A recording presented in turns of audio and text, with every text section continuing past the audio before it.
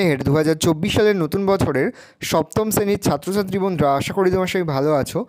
আজ আমরা যে বিষয়টি নিয়ে আলোচনা করব সপ্তম শ্রেণীর সেকেন্ড সামেটিভ অর্থাৎ দ্বিতীয় পর্যায়ক্রমিক মূল্যায়নের স্বাস্থ্য ও শারীরশিক্ষার কোশ্চেন পেপার নিয়ে। দেখো সরাসরি স্ক্রিনে কিন্তু আমরা সপ্তম শ্রেণীর সেকেন্ড সামেটিভ অর্থাৎ দ্বিতীয় পর্যায়ক্রমিক মূল্যায়নের আমার প্রিয় ও স্নেহের 2024 সালের নতুন বছরের সপ্তম শ্রেণীর ছাত্রছাত্রী বন্ধুরা, আশা করি তোমার সবাই ভালো আছো।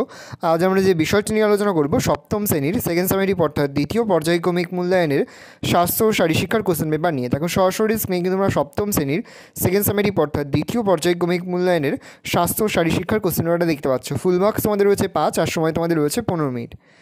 একে থেকে রয়েছে সঠিক উত্তরটি বেছে নিয়ে লেখো যে কোনো তিনটি, প্রতিটি প্রশ্নের মান হাফ করে, হাফ গুণ 3 = 1.5। প্রথম, দেহভরসূচক BMI আমাদের কী ধারণা দেয়?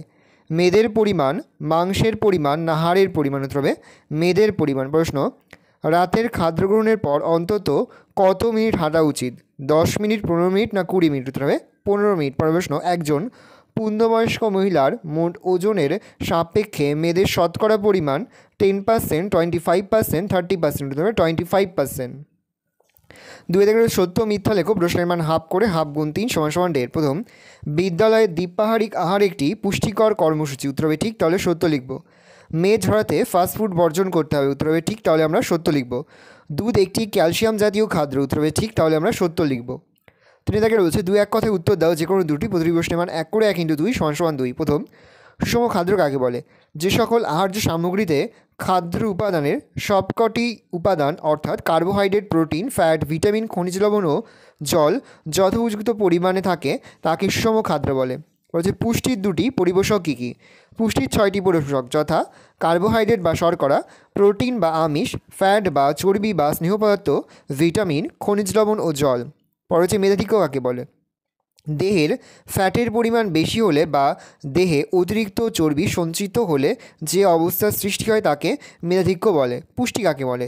যে প্রক্রিয়ার মাধ্যমে জীবদেহে প্রয়োজনীয় উপাদান ও শক্তি অর্জিত হয়ে জীবদেহের সুষ্ঠু বৃদ্ধি ও বিকাশ ঘটে তাকে পুষ্টি বলে। ভালো করে দেখে নাও, এই রয়েছে টোটাল তোমাদের সেকেন্ড সামেটিভ অর্থাৎ দ্বিতীয় পর্যায়ক্রমিক মূল্যায়নের সপ্তম শ্রেণীর স্বাস্থ্য ও শারীরশিক্ষার কোশ্চেন পেপার। ভালো তোমার কোশ্চেন পেপারটা দেখে নাও। আশা করি ভিডিওটা ভালো লেগেছে। ভিডিওটা ভালো লাগলে ভিডিওকে লাইক করতে একদমই ভুলবে না। আর আমার চ্যানেল নতুন হওয়া লাল কালার সাবস্ক্রাইব প্রেস করে পাশে বেল আইকন প্রেস করে যখন নতুন কোনো ভিডিও আপলোড করি সবার ফার্স্ট নোটিফিকেশন তোমরা পেয়ে যাও। আর এই ভিডিওটি তোমার বন্ধুবান্ধবী, আত্মীয়স্বজন সবার মধ্যে কিন্তু অনেক অনেক শেয়ার করে, যারা বছর সপ্তম শ্রেণীতে পড়ছে। আমরা কিন্তু ইতিমধ্যে সপ্তম শ্রেণীর প্রতি বিষয়ের সিলেবাস, প্রশ্ন কাঠামো এবং নমুনা প্রশ্নপত্র কিন্তু আপলোড করে দিই। তোমাদের এখনও পর্যন্ত সেই ভিডিওগুলো না দেখে থাকো, ভিডিওগুলো কিন্তু রাত্রি দেখে নাও। তোমাদের সকলকে জানাই আগাম পরীক্ষার অনেক অনেক শুভেচ্ছা এবং অভিনন্দন। আজ আমরা যে প্রশ্ন উত্তরগুলি নিয়ে আলোচনা করলাম, প্রতিটি প্রশ্ন উত্তরই কিন্তু এই বছরের পরীক্ষার জন্য খুবই গুরুত্বপূর্ণ। সেহেতু প্রতিটি প্রশ্ন উত্তরই তোমাদের খাতায় লিখে তোমরা কিন্তু মুখস্থ করে ফেলবে। ভালো তোমরা দেখে নাও।